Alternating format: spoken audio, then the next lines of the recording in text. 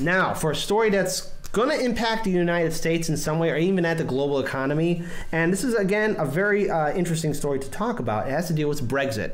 So if you haven't been following along with the story, some time ago, there was an election, a referendum for the British people to choose whether or not they should get out of the European Union. Now, of course, there's a lot of variables to understand how and why that vote happened in the first place.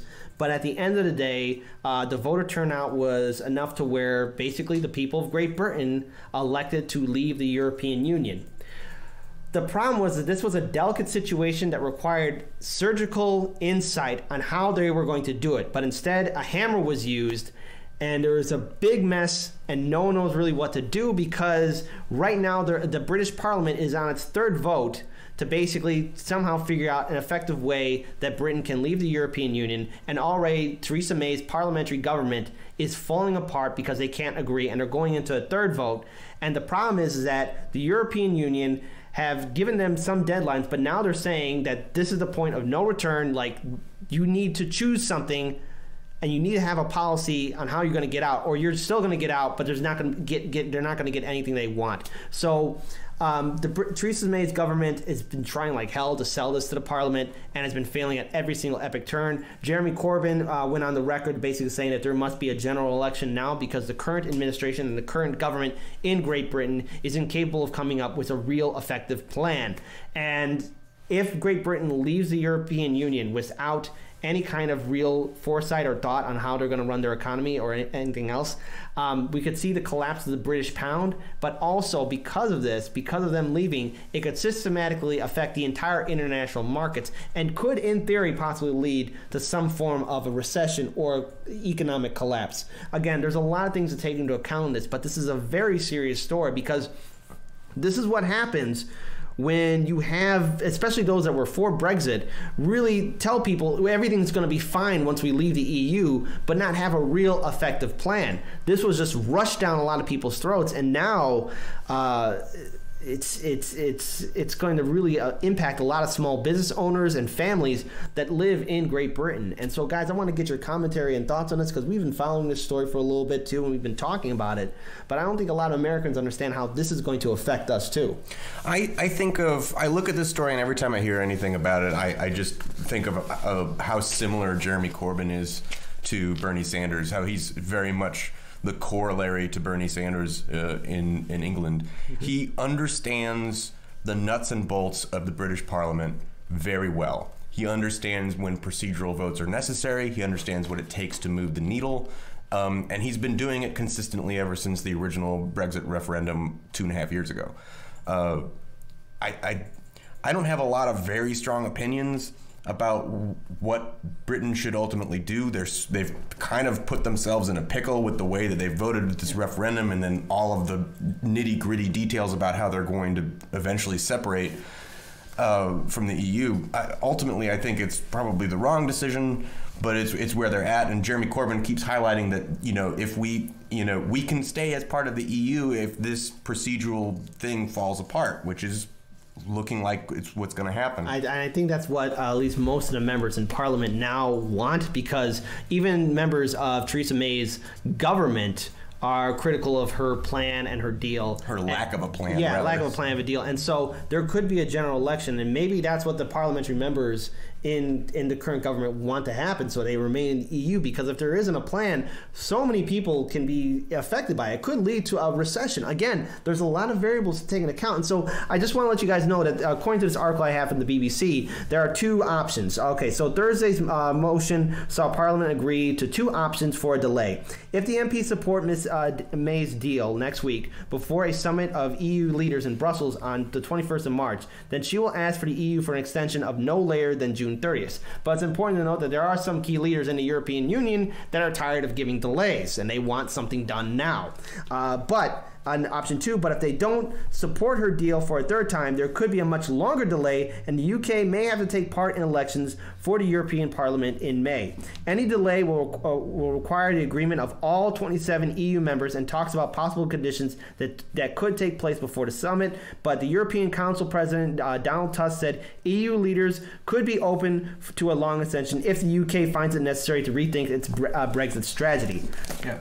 Daniel. So I want to kind of blow this back and open the perspective up a bit. So let's start with what this represents. So this is sort of, to a lesser degree, like Texas wanting to leave the U.S. is this whole thing. So from the European Union's point of view, they don't want this to be an easy process, because if it's an easy process, it'll make it more likely that other places will do it. And I remember when this all started, people were saying, oh, it's going to be this huge thing for the EU, they're going to have other members start doing this. But the way that it has gone about and how difficult it looks for the UK, it's actually in the EU's favor, because now any other country thinking of leaving the European Union only has to look at what's happening in the UK. That's one part of it, that the EU really does not want the Europe to do this easily, and there are specific members because they need unanimous support on a lot of these. So that's another issue right there. From Britain's point of view, it happened in a very similar way in terms of the complexity and of Trump getting elected. I see there's a very, very strong corollary, just like with Corbyn and Sanders, it's Brexit and Trump, where a lot of things were promised that weren't true, where the economic fears were brought up that really wouldn't be addressed by these things. So the UK is in this very difficult position, and there is a video I think all of you should check out on this, on the YouTube channel CGP Grey he just put out, that has a breakdown better than any three of us could really do, but I will try and summarize. CGP Grey is fantastic. He's fantastic. Yeah. So basically what it is that if you're in the European Union, you're following the trade restrictions that the EU passes, you're doing these economic things diplomatically, it's like you're in the US, like New Mexico can't just make open deals with China, stuff like that. And so EU, when they leave, they have these, like, I think 3 points that they're saying there's no exception to, and that is that they want complete autonomy via trade, they want complete autonomy in diplomatic, and yada, yada, yada. And CGP Grey does this fantastic job of breaking this down, where he basically explains that all the things that are non-starters for Britain would make it impossible for Britain to do anything but have a hard Brexit, because they want to be in the EU, but they don't want to do any of the things that are required to be in the EU. And the EU definitely doesn't want a Great Britain or a UK that has all of the benefits but none of the responsibilities of being in the EU, because if that happens, every other state will ask for the exact same thing. Yeah. So they're stuck in this catch-22 that Britain, the UK I should say, has self-imposed on itself, that if they hold their own issues the way that they're holding them, they will never have any ability to negotiate, which is why for so long, so little has happened, but it acts like it's such a big deal, because they've, like Paul said, they've pushed themselves into a corner that they have no ability to get out of without severe repercussions on their economy, and they've screwed themselves unless they hold a second referendum or do something else, or just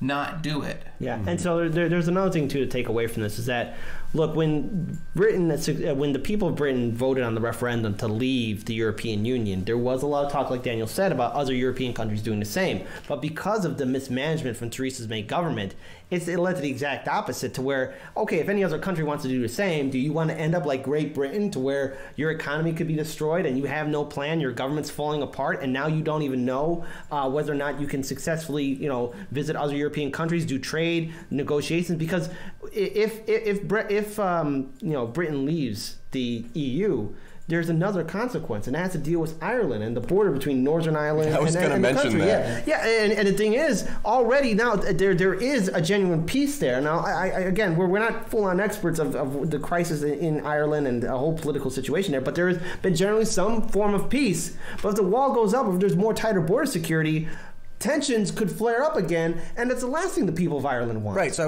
want to go ahead, put a finer point on that.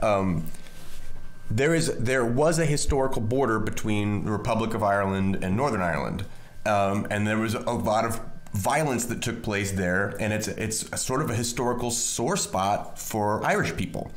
But now you're talking about the UK no longer being part of the EU. One of the requirements, if you're an EU member state, is that if you have a land border with a non-EU member state, you must have a border. So that border between the Republic of Ireland and Northern Ireland has been gone for a while, but would need to be rebuilt to comply with that EU rule, because now there's a land border between the EU and non-EU states. And if you flip that around, because on the other side is, well, what if the UK just allows Northern Ireland into the EU? Well, then you still have the UK now having part of it being under EU jurisdiction, part of it not. And in addition, the other issue is that because they do so much trade with the rest of Europe, and that's all been done because of the EU rules, it's done like duty-free, however they have that worked out, so that you can have goods just come in and out like it's cross-state transit.